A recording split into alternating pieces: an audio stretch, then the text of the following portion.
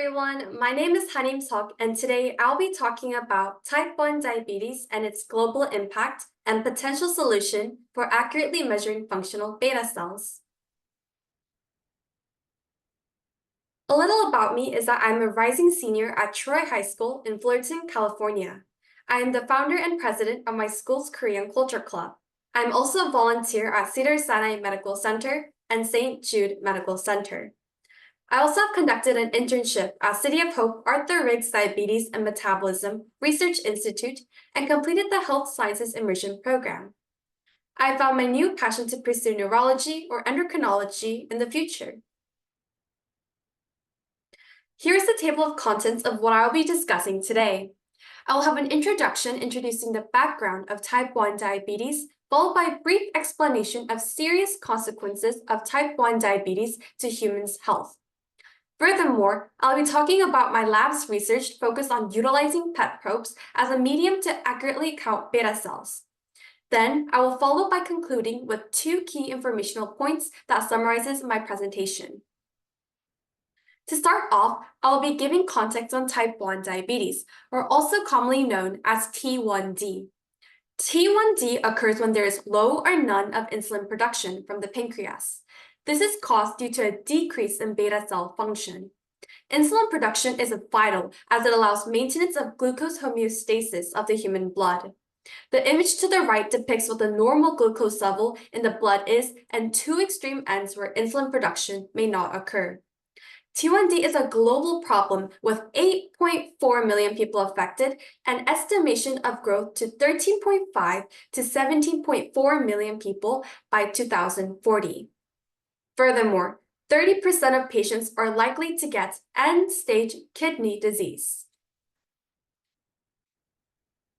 To give scope to how alarming end-stage kidney disease is, I will do a brief introduction. End-stage kidney disease is also known as ESRD, standing for end-stage renal disease. This may be caused by T1D and is known as diabetic nephropathy. This disease causes a gradual loss in the kidney function, which causes patients to seek kidney transplant in worst cases. And the chart shows the possibility where diabetes can cause ESRD, which poses a serious concern for people's health, more specifically with those who have T1D.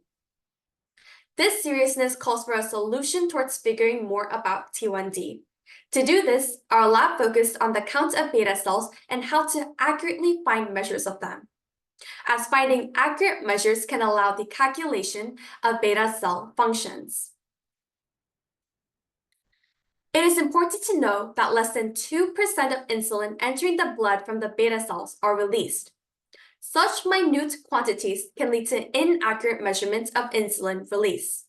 The diagram to the right indicates the differences between the beta cell mass and beta cell function upon the disease progression. It is imperative to get an accurate count because without accurate measurements of insulin release, it is hard to calculate the beta cell function. But there may be a potential solution that can allow accuracy. PET probes can be used to accurately measure via an in vivo or non-invasive method of beta cell mass. By doing so, allows deeper understanding of T1D and can represent immune interventions clearly, such as through medication and glycemic control. Here in clarity is a detailed explanation of the various in vivo methods that can be used. For example, to conduct metabolic tests and non-invasive imaging. Next, to the non-invasive imaging, it is visible that there is an option for PET, which validates the usage of PET probes to calculate the accurate measurements of beta cells. There's a correlation between zinc and insulin production. Zinc is an ion found in the pancreas and serves as a vital structural role in insulin molecules for the pancreatic beta cells. Most of the intracellular zinc is stored in secretory vesicles in high concentrations with insulin as shown on the image to the right. And the zinc and insulin are a complex known as a zinc-insulin complex located in the beta cells. The zinc is thus released concurrently with the insulin. Just to see more clearly where zinc is prevalent in the body, we can see here through this diagram that zinc is dispersed throughout the body in various locations. One of them being the pancreas, which is the main focus of this presentation. As previously said, zinc is released at the same time as insulin together, which makes sense to label the zinc to figure out the counts of functional beta cells. Thus, to be detected under the PET probe, the chelating zinc would be labeled with 18F. The benefits of using 18F as a radioactive tracer is that the half-life is 110 minutes, allowing stable measurement of counts of beta cells. Furthermore, the low positron energy allows for high spatial resolution, allowing accurate counts of functional beta cells. Furthermore, studies show that when injected in minimal amounts, 18F TPA can reduce the patient's exposure to radiation. Lastly, the two most important takeaways of my presentation is that 1, T1D is a global problem that has serious health impacts, such as the possibility for the need of a kidney transplant and being diagnosed with ESRD. Secondly, PET probes with labeled chelated zinc can be a novel technology for accurate approach to T1D, as it allows accurate measures of functional beta cells and is an in vivo method.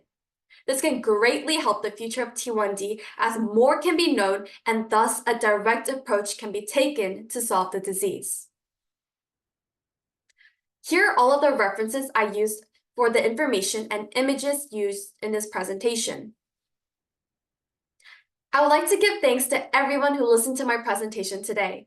A special thanks to the GHLC team for giving me the opportunity to spread awareness of the global health impact of type 1 diabetes and novel technology that may be a potential solution towards accurate measure of beta cell counts as well.